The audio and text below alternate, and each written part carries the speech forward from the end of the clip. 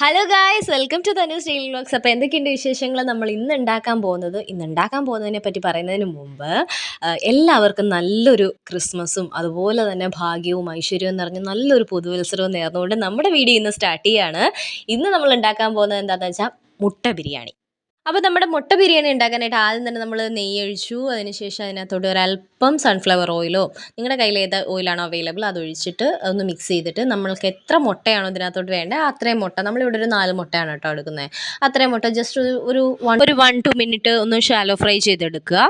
എന്നേക്കാൾ കൂടുതൽ എൻ്റെ അമ്മയാണ് കേട്ടോ ഇങ്ങനെയുള്ള വെറൈറ്റി ഡിഷസ് ഉണ്ടാക്കുന്നത്. അത് ഞങ്ങളുടെ കുഞ്ഞിലേ മുതലാണെങ്കിലും അങ്ങനെയാണ്. അപ്പം എൻ്റെ മോൾക്കാണെങ്കിലും അമ്മ കുട്ടിക്കാലം മുതലേ അവൾക്ക് ഓരോ വെറൈറ്റീസൊക്കെ ഇങ്ങനെ ഉണ്ടാക്കി കൊടുത്ത് അവൾക്ക് അമ്മയുടെ ടേസ്റ്റ് ഭയങ്കര ഇഷ്ടമാണ്. അതുകൊണ്ട് പല റെസിപ്പീസും അമ്മയുടേതാണ് കേട്ടോ.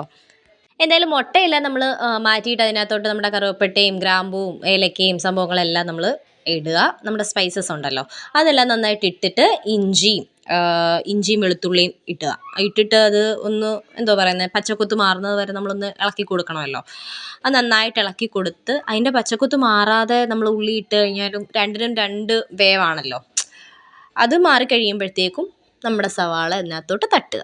സവാള തട്ടിക്കഴിഞ്ഞാൽ അത് നിങ്ങളുടെ ഇഷ്ടമാണ് കേട്ടോ. നിങ്ങൾ 4-5 മുട്ട എടുക്കുന്നതൊക്കെ അതിനനുസരിച്ചുള്ള നിങ്ങളുടെ എത്രത്തോളം മുട്ടയുടെ അല്ലെങ്കിൽ എത്രത്തോളം ചോറുണ്ടോ അതിനനുസരിച്ചുള്ള ഗ്രേവിയാണല്ലോ വേണ്ടത്. അപ്പോൾ അതെല്ലാം ഇട്ട് നന്നായിട്ട് ഇളക്കി കൊടുക്കുക. ഇളക്കി കൊടുക്കുമ്പോൾ ആർക്കും അറിയാത്തൊരു ടിപ്പ് വേണമെങ്കിൽ ഞാൻ പറഞ്ഞുതരാം. ഇത്തിരി ഉപ്പിട്ട് കൊടുത്തു കഴിഞ്ഞാൽ പെട്ടെന്ന് വേവും. ആർക്കറിയാത്തൊരു ടിപ്പാണല്ലോ അത്. അപ്പോൾ എന്തായാലും ഉപ്പുമൊക്കെ ഇട്ട് നന്നായിട്ട് ഇളക്കി കൊടുത്ത് അത് കഴിയുമ്പോഴത്തേനും നമ്മളൊരു 1-2 നിങ്ങളുടെ എരിവിനനുസരിച്ച് പച്ചമുളക് ഇടണം കേട്ടോ. കഴിഞ്ഞ ദിവസം ഞാനിവിടെ ഒരു മസാലക്കറി വെച്ചു. നമ്മുടെ വീട്ടിലെ മുളക് പൊടിക്ക് അത്യാവശ്യം നല്ല എരിവാണെന്ന് അറിയാതെ ഞാൻ നന്നായിട്ട് കമ്മത്തി നല്ല ആറാട്ടായിരുന്നു ഇവിടെ എരിവിൻ്റെ.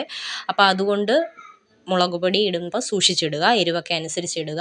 എന്തായാലും മഞ്ഞൾപ്പൊടി, മുളക് പൊടി, മല്ലിപ്പൊടി, പിന്നെ നമ്മുടെ കുരുമുളക് പൊടി, പിന്നെ നമ്മൾ ഗരം മസാല ഇടുന്നെങ്കിൽ ഇടാം.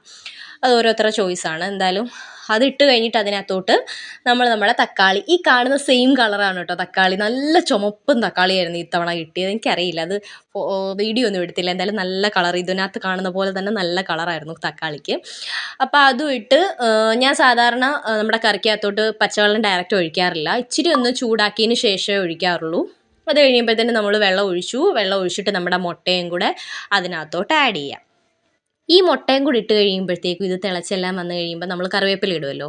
കറിവേപ്പിലയും കൂടി ഇട്ട് കഴിയുമ്പോൾ ഒരു മണം വരും. ഈ മണത്തോടു കൂടി ഒരു അപ്പോ അല്ലെങ്കിൽ ഒരു ഇച്ചിരി ചോറൊക്കെ കൂട്ടി ഇത് തിന്നാൻ തോന്നും. പക്ഷെ തിന്നരുത്. Control your self.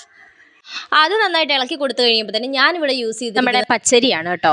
അതും ഇട്ട് നന്നായിട്ട് ഇളക്കി. നമുക്ക് പുതിനയൊന്നും കിട്ടിയില്ല, കടയിലില്ലായിരുന്നു. അപ്പം നമ്മൾ മല്ലിയിലയും പിന്നെ നമ്മുടെ അണ്ടിപ്പരിപ്പും എല്ലാം കൂടി ഇട്ട് നന്നായിട്ടൊന്ന് ഇളക്കിയിട്ട് വെക്കുക. നല്ല അടിപൊളിയായിരുന്നു. കുഞ്ഞിനും എല്ലാവർക്കും ഇഷ്ടപ്പെട്ടു. നിങ്ങൾ എന്തായാലും ട്രൈ ചെയ്യണം. ചാനൽ ആദ്യമായിട്ട് കാണുന്നവർ എന്തായാലും ഒന്ന് സബ്സ്ക്രൈബ് ചെയ്യണേ.